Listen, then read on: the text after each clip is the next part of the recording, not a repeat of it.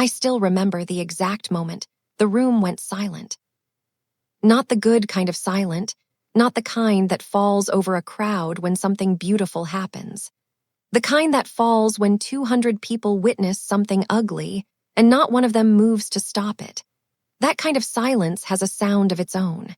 It rings. My name is Claire Henderson. I'm a third-grade teacher from Dayton, Ohio. I drive a 7-year-old Honda Civic with a dent above the rear passenger wheel that I've been meaning to fix for 2 years. I buy my coffee from the gas station on the way to work because the good stuff is $4 a cup, and $4 is $4. I am not the kind of woman who gets invited to charity galas at the Whitmore Grand Hotel in Manhattan. But my husband Daniel is the kind of man who stays loyal to the people he loves, no matter how far apart life pulls them. And his college best friend, Marcus Caldwell, had asked him to come. Marcus and Daniel grew up together in the same small town outside Columbus, went to the same state school, ate the same bad dining hall food, crammed for the same exams, talked about their futures the way young men do, wide open, like anything was possible. Then Marcus got into tech, got lucky, got wealthy in the way that changes the zip codes you live in and the rooms you get invited into. Daniel became a contractor, a good one. A man who builds things with his hands and comes home smelling like sawdust and keeps every promise he makes. We fell in love because he is exactly who he appears to be. That has always been more than enough. Marcus called Daniel personally about the gala. His company, Caldwell Digital, was hosting their annual fundraiser, black tie, 5-course dinner, live auction, all benefiting a children's literacy initiative. That's what got me. Literacy. That is my entire professional life. I have sat on the floor of my classroom with children who couldn't recognize the letter B, and I have watched those same children read full sentences out loud for the first time. And I want you to understand that there is nothing on this earth more moving than that moment. Nothing. So when Daniel said Marcus wanted us there, I was the one who said yes. I was the one who drove to my sister-in-law's house and borrowed her navy dress. I was the one who looked in the mirror the night before and told myself I was ready. We drove 6 hours, stayed in a modest hotel 2 blocks from the venue. Daniel ironed his one good suit in the bathroom while I did my makeup on the little desk by the window, and we held hands in the cab over, and he said the way he always says things, quiet and certain, he said, "Claire, you are the most genuine person I know. You're going to walk in there and be exactly yourself, and that's going to be the best thing you could possibly do." I believed him. I still believe he meant it. The Whitmore Grand was everything you're imagining. Marble floors with veins of gold running through them. Flower arrangements taller than I am, in colors I don't have names for. A string quartet in the corner playing something I recognized but couldn't place. Women in gowns that cost more than 3 months of my salary, laughing in that effortless way that means they've never once worried about the check. Marcus found us at the entrance and hugged us both like no time had passed at all, because with Marcus, no time ever does. He walked us around, made introductions, a senator, a tech executive, a woman who ran an international relief organization. Everyone was polite. Genuinely polite or politely polite, it's hard to know the difference in rooms like that. And then Vanessa appeared. Vanessa Caldwell was Marcus's wife of 4 years. Blonde, sharp-featured, beautiful in the way of someone who has put serious work and serious money into being beautiful. Harvard MBA. A confidence that didn't ask for the room's permission. It simply assumed the room. She looked at me the way you look at an object that's been placed slightly wrong, something your eye catches and wants to correct. Her greeting to Daniel was warm, immediate. "Oh, Daniel, Marcus talks about you constantly. It is so wonderful to finally meet you properly." Then she turned to me, and there was a pause, half a second, maybe less, before she said, "And you must be the wife." Not Claire. The wife. I told myself I imagined the pause. I didn't imagine it.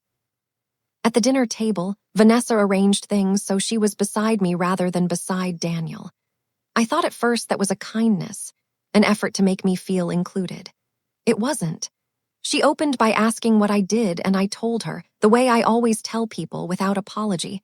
3rd grade, 9 years, Dayton. She smiled with her mouth only and said, "Oh, how sweet. That must be so manageable." Then she spent the rest of dinner speaking across me to Daniel, pulling him into conversations about markets and conferences and people whose names I didn't recognize, conversations that had no entry point for me, and I think that was the point. I tried once. The gala was raising money for literacy programs, my ground, my expertise, the thing I know better than I know almost anything. And there was a moment when the table turned to that topic, and I started to speak. And I said something about what actually works in early reading intervention, something true and specific and hard won from 9 years in an actual classroom. And Vanessa tilted her head and said pleasantly, "That's darling, Claire." Though I imagine the people actually designing these programs need more of a policy background to really move the needle. The women at the table made soft sounds of agreement, not unkind, reflexive, the way you follow the current in a room when the most powerful person sets its direction. Daniel didn't hear. He was deep in conversation with Marcus at the other end of the table. I excused myself, found the restroom, stood in front of a mirror framed in gold, and gave myself a talk. 2 more hours. You can do 2 more hours. You're doing this for Daniel, for Marcus, for the program, for the kids. 2 more hours. I went back out. The evening moved into the main hall for the auction portion. The room was looser now, champagne doing its work, people moving between conversations. I spotted a man standing near the bar alone, silver-haired, still, watching the room with the particular calm of someone who has nothing to prove. Nobody had introduced us. I didn't know who he was. Vanessa had gathered a small circle of women near the dessert display. I walked over. I want to be honest about this. I walked over and tried again. I don't know if that was bravery or stubbornness or just the particular blindness of a person who still believes most situations can be solved by genuine effort. Vanessa saw me coming, and something moved behind her eyes, and she said to the circle around her, loud enough to carry, "Ladies, Claire was just telling me about her classroom." Isn't that precious? It really does take a certain kind of person to be satisfied with small ambitions. Laughter, actual laughter. Champagne flutes tilted. I said quietly, steadily, because I was not going to let my voice shake in front of her, "Vanessa, I don't think that's a fair characterization." She tilted her head, smiled wider, and said, "Oh, sweetheart, nobody here asked you to think." 200 people, crystal chandeliers, a string quartet playing something I still don't know the name of, and every person who heard it let it hang there in the air like it was nothing. Like I was nothing. I turned to walk away. I was not going to cry in front of her. I had decided that in the restroom, and I held onto it like a railing. And then a voice came from just behind Vanessa's left shoulder. Not loud, not dramatic. The kind of voice that is so completely certain of itself that it doesn't need volume to fill a space. "Actually, Vanessa," I asked her to think. "I've been asking her questions all evening. She's the most interesting person I've spoken to tonight." The silver-haired man from the bar had walked over. He stepped around Vanessa as though she were a piece of furniture, extended his hand to me, not to the circle, not to Vanessa, to me specifically, and said, "Claire Henderson, I'm Elliot Graves. Marcus told me about the work you've been doing in Dayton. I've been hopping to find a moment to talk to you all night. I'm sorry it took me this long." Vanessa's smile didn't fall. It just stopped. Like a clock that runs out of battery, the hands don't drop. They simply go still. Elliot guided me, gently and deliberately, toward the center of the room. We found 2 chairs near a window, and we sat down, and he asked me a question. A real question, not a polite question, not a question that was actually a statement about how simple my world must be. He asked me what the single most underfunded need in early literacy education was, in my experience, in actual classrooms with actual children. And I told him.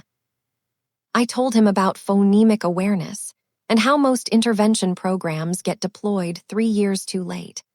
I told him about the difference between a child, who can decode words and a child who comprehends what they're reading, and how those are completely separate skills that get treated as one.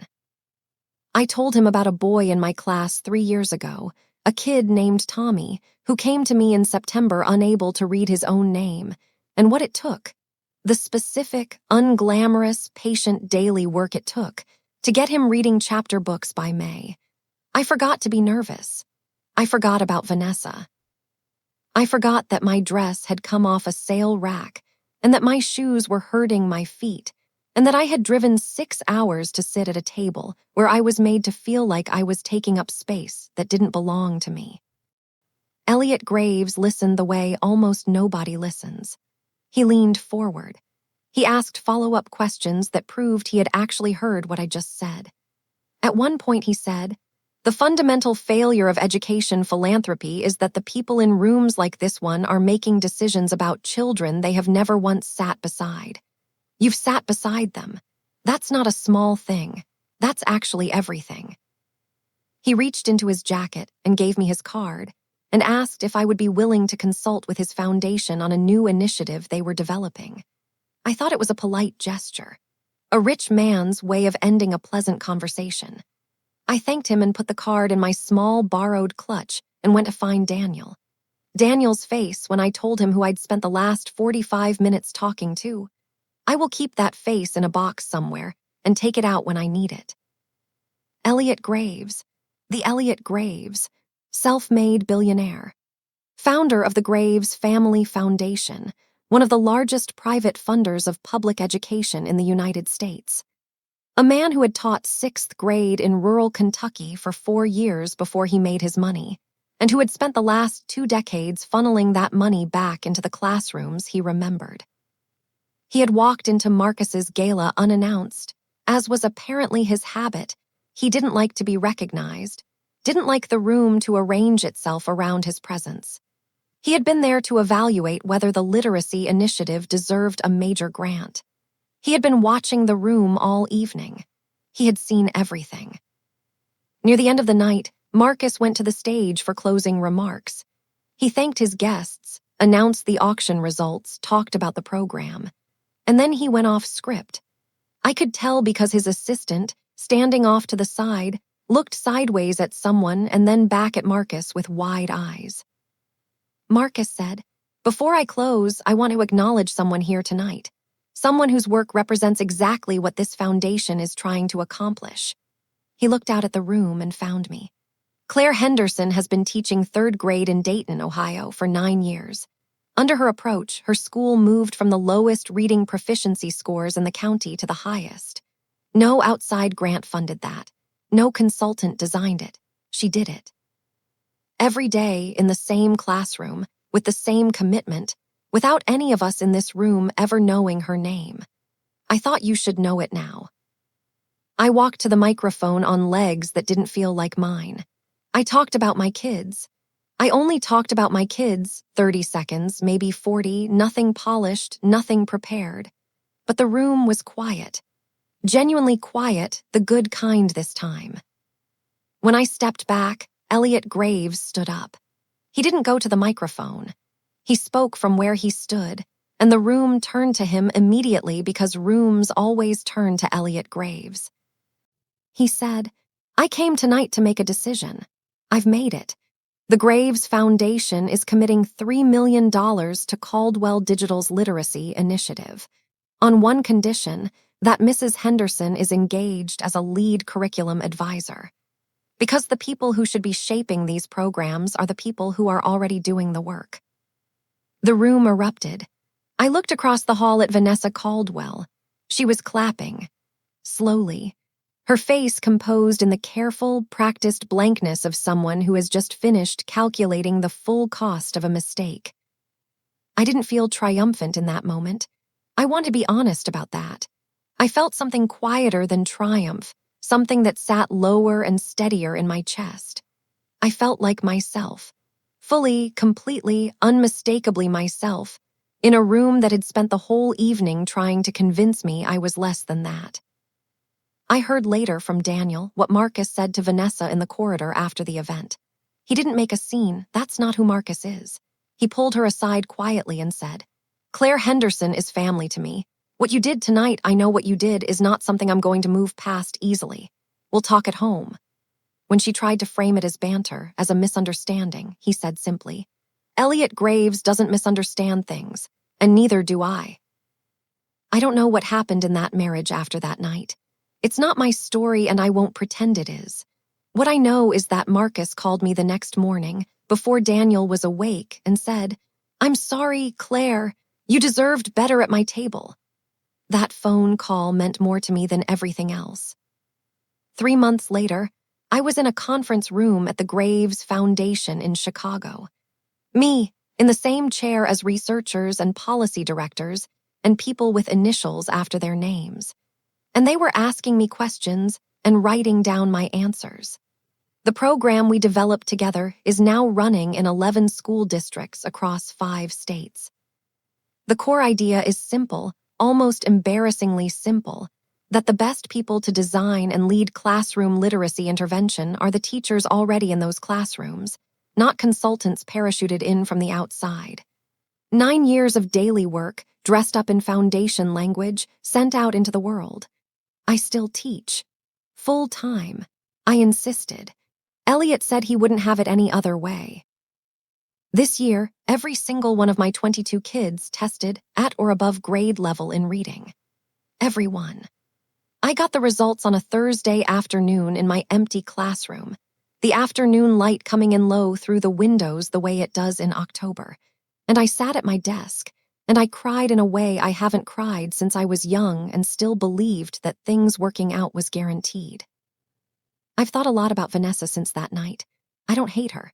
I know that might be surprising, or might sound like something a person says to seem gracious, but it is genuinely true.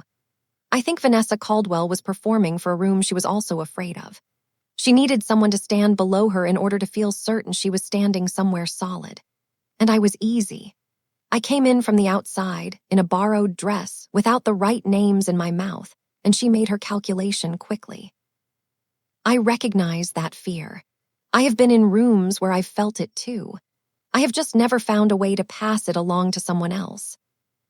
What I know, and what I have always known in my classroom, even when I forgot it in that gilded ballroom, is this. The people who need to make you feel small are always, without exception, working from a place of fear. And the people who are truly, quietly confident, they pull up a chair. They lean forward. They say, "Tell me what you know." Elliot Graves pulled up a chair. I hope someday Vanessa learns how. My name is Claire Henderson. I'm a 3rd grade teacher from Dayton, Ohio. I belong in every room I walk into, and so do you.